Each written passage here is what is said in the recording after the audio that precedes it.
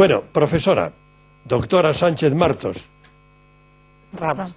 Perdón, doctora Sánchez Ramos. Doctora Sánchez Ramos. ¿Por dónde empezamos?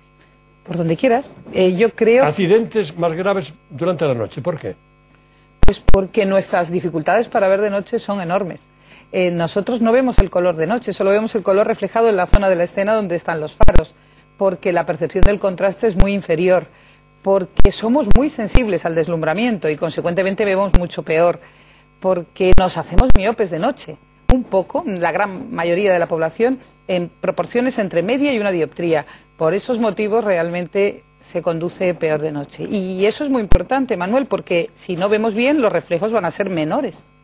Ella es doctora en Medicina Preventiva, como ha dicho antes, y Salud Pública Trini, por la Universidad Complutense de Madrid, doctora en Ciencias de la Visión por la Universidad Europea de Madrid, licenciada en Farmacia, diplomada en Óptica, bueno, la integrata de cosas.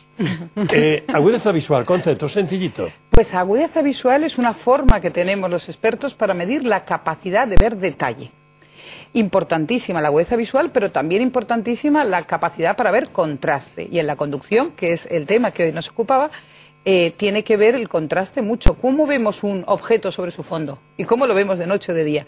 Pues esas variables, el tamaño del objeto que tengo que ver, que a casi todos se nos evalúa cuando hacemos una evaluación de la visión, y el contraste son dos de los factores más importantes para la conducción. Doña Celia está aquí por lo siguiente, que resumimos en una breve ficha.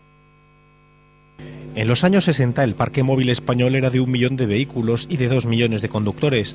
En la actualidad tenemos más vehículos incluso que conductores. En concreto se calcula que en España hay 31 millones de vehículos para 26 millones de conductores.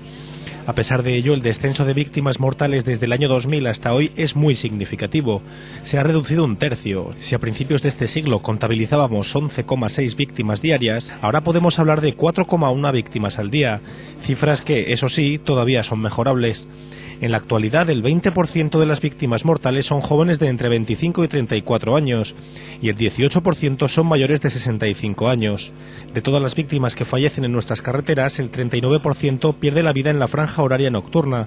Si por el día fallecen 2,9 personas por cada 100 accidentes, por la noche tenemos que hablar de 4,2 fallecimientos por cada 100 siniestros, lo que demuestra que además los accidentes nocturnos son mucho más peligrosos que los diurnos. Celia, explícanos eso de que nos convertimos en miopes por la noche. Sí, bueno, es muy interesante porque las personas no lo saben. Por la noche, cuando tenemos ese nivel de iluminación dentro del habitáculo de un coche, dentro del interior de un coche, la mayoría de las personas, no todas, tienen una contracción, una forma de variación, lo quiero decir de una manera que lo entienda cualquiera, que nos hace un poco más miopes. ¿Y qué es eso de ser un poco más miopes? Pues es que vemos peor a distancia. Esto no es importante en el pasillo de mi casa, pero es gravísimo cuando estoy conduciendo. Por lo tanto, la miopía nocturna, que se llama así, es debida en general a que faltan puntos de referencia. Y de esa manera el cristalino, que es esa lente donde tenemos cataratas, se hace más abombado y nos provoca una miopía de al menos media o una dioptría. Igual en todos, independientemente de la edad. Es un dato importantísimo. Los jóvenes, los medianos y los más mayores. Todos pueden tener miopía nocturna. Trini, tu pregunta. Yo tengo otra pregunta. Estamos conduciendo de noche y nos viene otro conductor de frente que nos deslumbra. ¿Qué podemos hacer? ¿Qué nos puede pasar? Sí, bueno, eso es vital. El deslumbramiento en una zona periférica de la retina, no necesariamente la zona central donde estamos viendo, provoca una disminución muy elevada de la capacidad de ver, por encima del 20%. Es decir, vemos un 20% menos cuando estamos deslumbrados por los faros de los coches de al lado. Consecuentemente, eso se tiene que evitar. De hecho, es uno de los motivos por los que las personas se protegen contra los deslumbramientos nocturnos. Aún damos más datos en relación con esto para corresponsabilizaros, para corresponsabilizarnos todos de la visión nocturna. Digo por delante, yo si puedo no conduzco de noche. Veo bien, afortunadamente, necesito solamente unas gafitas, vista cansada para leer la letra que es muy pequeña, esta del guión la leo perfectamente, sin problemas, pero hago todo lo posible por no conducir de noche, sobre todo en carreteras donde no hay alumbrado.